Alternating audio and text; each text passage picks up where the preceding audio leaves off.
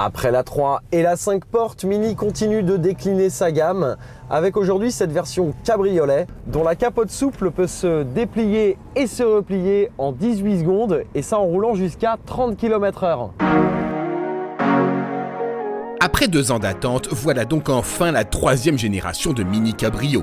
Si visuellement un regard non averti ne distinguera pas de gros changements, la puce britannique évolue tout de même en profondeur sans changer une recette qui gagne. La clé du succès de Mini, ça a toujours été la personnalisation. Cette nouvelle Cabrio ne fait pas exception. Par exemple, pour ce rétroviseur, vous pouvez choisir parmi 17 modèles de coques différents.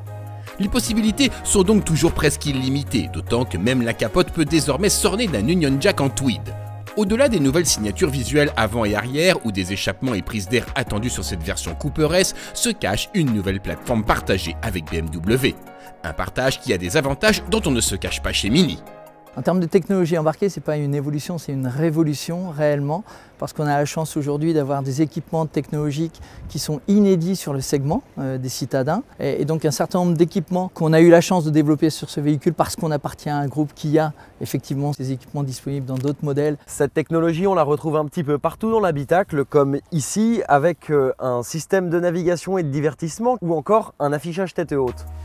À ces éléments puisés dans le catalogue BMW s'ajoute un soin particulier apporté aux finitions et à l'ambiance générale.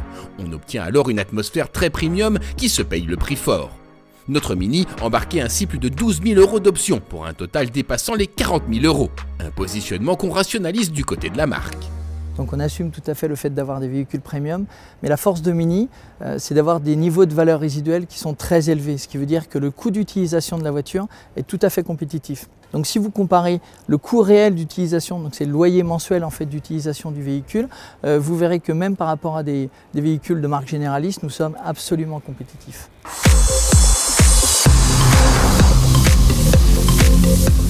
Mais sur la route, en a-t-on pour son argent? Si les Coopers d'entrée de gamme passent aux 3 cylindres, la Cooper S conserve pour sa part un 4 cylindres turbo que nous avons mis à l'épreuve dans l'arrière-pays marseillais. Malgré ses 192 chevaux, cette version Cooper S ne parvient pas vraiment à masquer le fait que la Cabrio doit embarquer 120 kg supplémentaires pour compenser son décapsulage.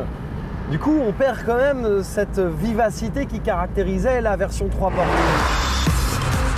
Cette prise de poids nécessaire a également imposé à Mini de rigidifier les suspensions afin de conserver un contrôle des mouvements de caisse. Résultat, le confort est dégradé même lorsqu'on utilise le mode le plus souple des suspensions adaptatives.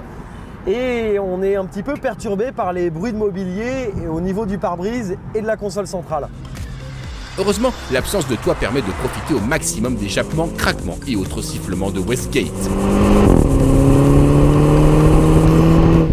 La boîte automatique est bien étagée, même dans cette version normale privée de palette, et la direction permet de placer la Mini avec précision.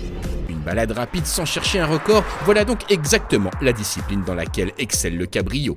Siège chauffant, ventilation efficace et filet anti-remous permettent alors d'en profiter cheveux au vent, même en hiver. Et avec 3 passagers, pour peu qu'ils aient les cheveux courts.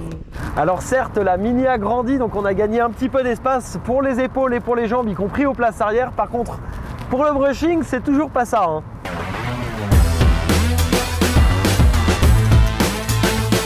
Un détour par le village de Lourmarin rappelle surtout que la Mini est taillée pour la ville, capable de manœuvrer dans les petites ruelles et destinée à la balade sous le soleil. La douceur de la boîte automatique à 6 rapports et la souplesse de la direction en mode éco font alors des merveilles pour rejoindre le site touristique suivant. Et si jamais en partant, vous oubliez de fermer la capote, pas de souci puisque désormais, on peut même le faire depuis la télécommande.